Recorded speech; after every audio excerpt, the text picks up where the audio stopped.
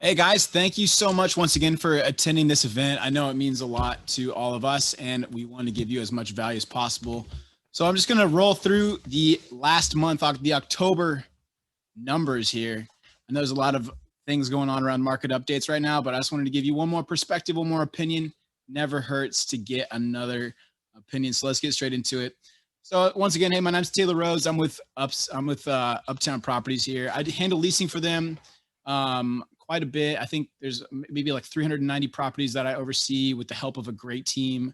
Also a broker with them. So yeah, great team, and I love it here. So Uptown Properties market update. Let's get into total active listings. So as you can see, the general trend around this time of year is definitely down.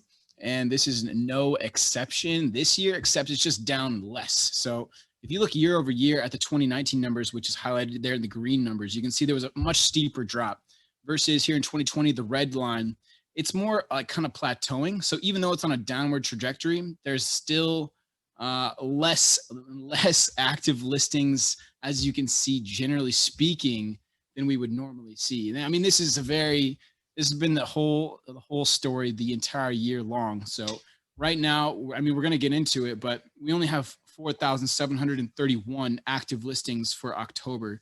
This number is way down, like 3,000 less than last year. So that's very significant. Pending sales, however, you can see are way up.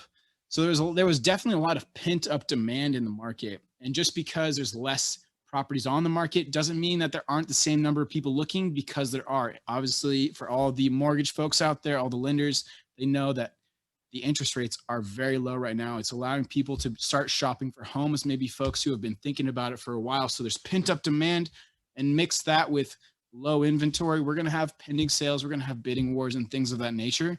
So this is also very encouraging for people thinking about selling their houses. It's a great time to sell your house.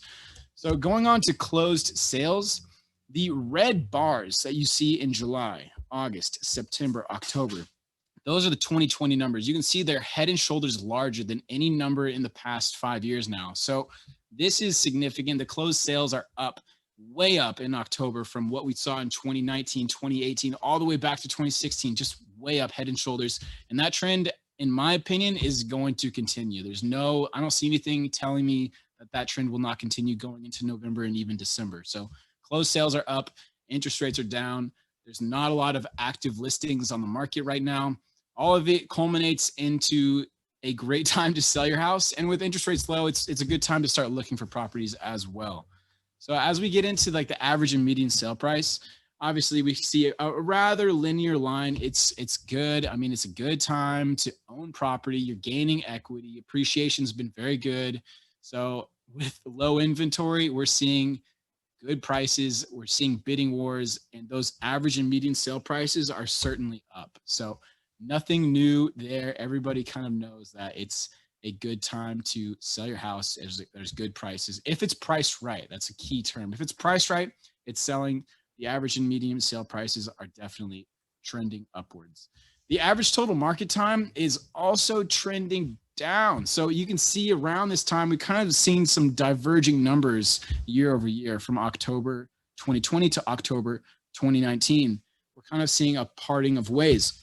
This is significant because with a limited amount of inventory of homes, what it means is that the homes that do get put on the market are being looked at even more. So you're seeing more action on these properties. That's kind of what's causing these bidding wars. And not only that, I've already mentioned it, but the interest rates, since interest rates are low, it's allowing people to buy more house. So what you have is people with a larger budget, and they're then going in and looking at properties. You're seeing situations sometimes with 19 offers on a house, and it's the first weekend the house is on the market. It's wild. So we're seeing way less average total market time.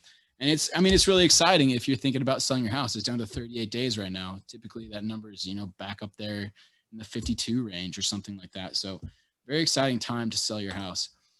Inventory in months. Now, we posted a 1.1 for months of inventory in September. And I know at least me and a lot of the people that I've been doing business with were very kind of in awe of that number. Like a 1.1 is a very, very low number. Just for everyone's kind of calibration, 5 months of inventory Not for, what that means is if no more homes were to be put on the market, hypothetically, all the homes would sell out in 5 months and there'd be no homes left to buy. And that's considered a balanced market. So a 1.1 months of inventory is a very low number. That's a seller's market. Anything above 5 months is a buyer's market.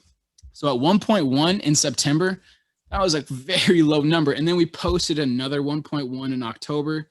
It's just a crazy time. 2020 is no exception. It's a crazy time. And what it means is just not a lot of inventory on the market.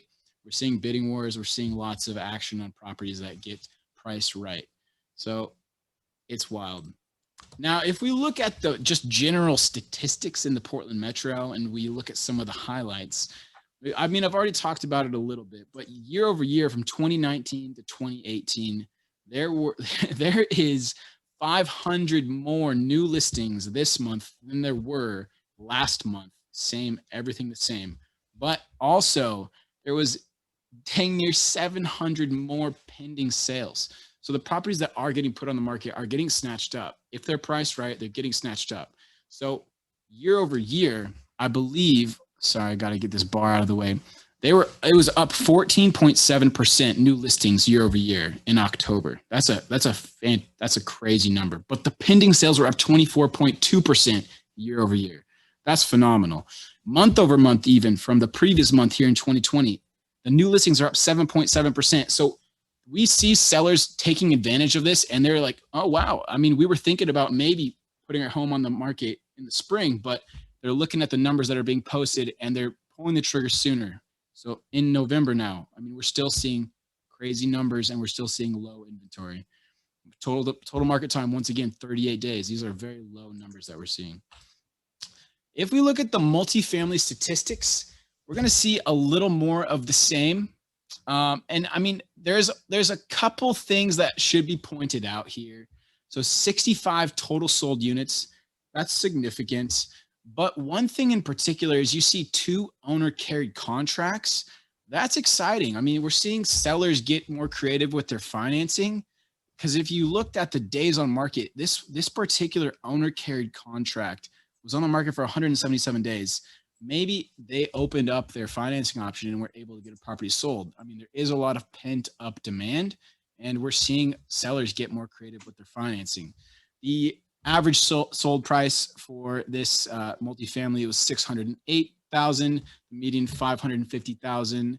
We see a sold price to list price ratio of 98.87%.